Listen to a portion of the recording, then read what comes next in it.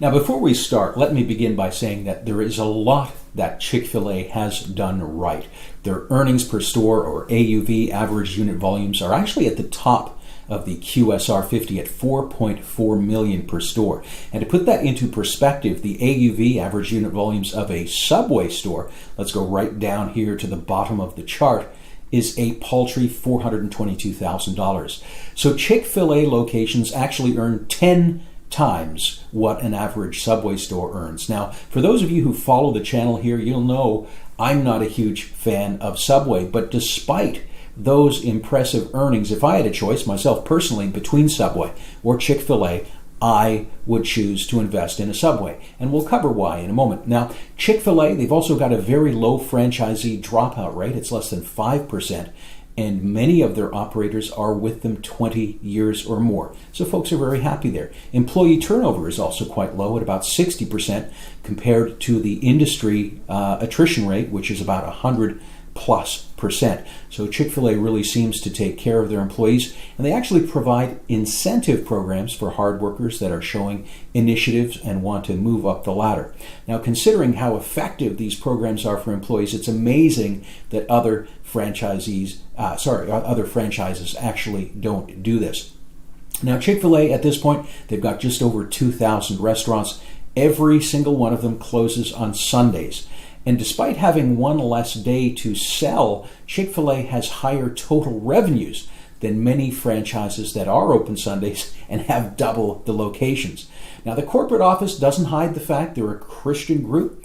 They believe in traditional marriage and family values, and they got some heat recently. You've likely heard about this all over the news, for opposing same-sex marriages and sending millions of dollars to organizations that lobby against it. Now, it's funny, Chick-fil-A was actually started as the Dwarf Grill in 1946, and it was opened by S. Truett Cathy. The first Chick-fil-A was actually opened in 1967, so they've got a long history and expertise in franchising. So it looks like, for some people, we've got the American dream here. We've got Christian values, closed on Sundays, $4 million annual volumes per store, happy employees, low turnover rate of employees and franchisees, and a super low, I don't even think I mentioned, franchise fee of only $10,000.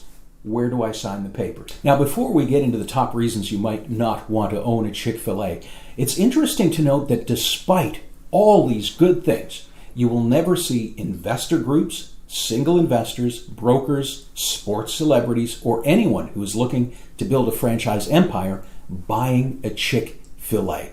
Now, why is that? Well, to elucidate a little, let's look at those top 6 reasons that you may not want to own a Chick-fil-A. We'll start with number 1. You absolutely need to be at the store and run the store. The store becomes your life. And one of the benefits of franchising is the ability to eventually or even initially operate your store in a passive capacity, meaning it will still operate and generate revenue while you are doing other things. Now, some franchises are better options at this than the others, but being able to have your business operate while you run other businesses, work a career, travel, or whatever else is a major benefit of franchising. In situations like this where franchisees are required to always be at the store, we often refer to that as quote-unquote buying a job. And with Chick-fil-A, you are absolutely required to work in the store. Now, for some people, that's not a bad thing. That's a good thing. Now, number 2, why it might not be a good fit, you're not allowed to own multi-units or own any other businesses. Now, recently, we uploaded a video on a young college student named Dylan Patel. Now, he's still in college, and he owns and operates 3 franchises already between classes and after school. And we see many people here building franchise empires this way, either through ownership of multi-units or through master franchising. Now, with Chick-fil-A, you cannot own multi-units. Now, we have heard that there are a few operators in the system that own a couple of stores, but apparently you need to be an owner for over 10 years and your store be in the top 1/3 in order to be considered. So if you're looking to build an empire, that's a pretty slow empire.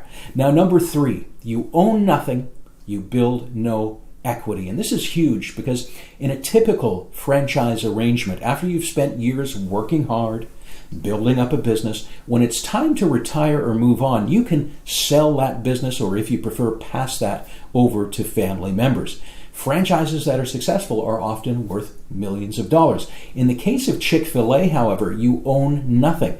And because you have no equity stake in the business, you have nothing to sell.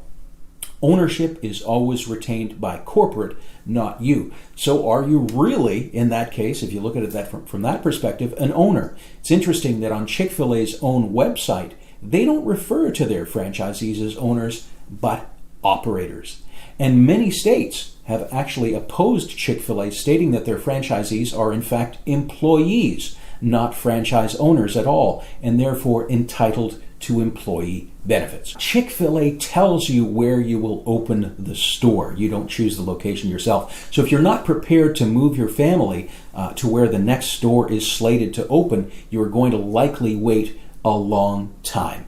Number 5, low earnings. Now, Chick-fil-A is quite secretive regarding their facts and figures, so information is difficult to come by.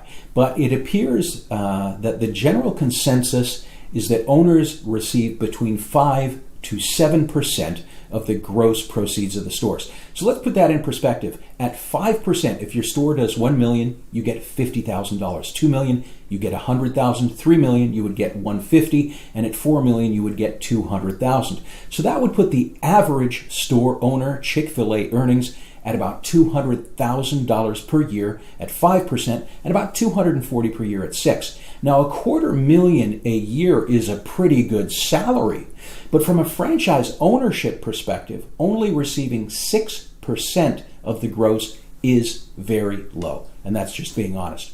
Number 6, your chances are virtually zero to ever get one.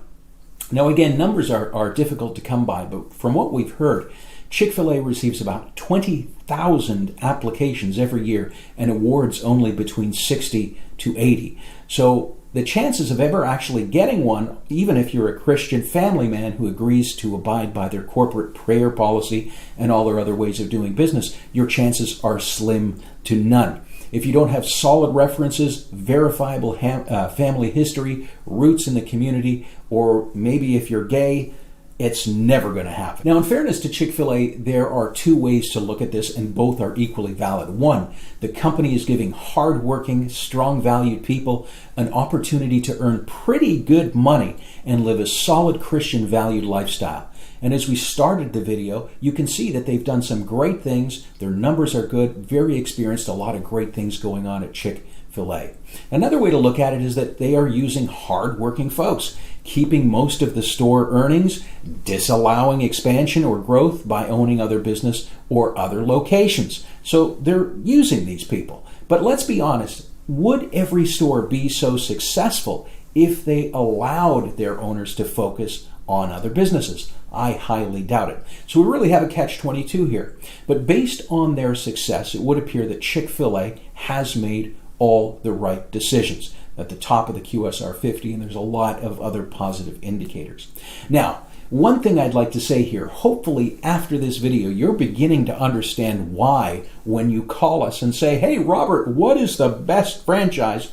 We can't answer, because depending on your goals, your dreams, your budget, your objectives, and even in this case, your religious views, Chick-fil-A could be the worst choice ever or the greatest franchise in the world. We don't make the decisions. We can't say. We just give you the facts and let you decide which is the quote unquote best franchises. Now, for those of you who do think Chick-fil-A is a great opportunity and you'd like to find out more, next video we're going to show you how one man did achieve his dream of ownership and what he had to do to make that dream happen. And when I have that video ready, I'm going to put a link right up there on this video.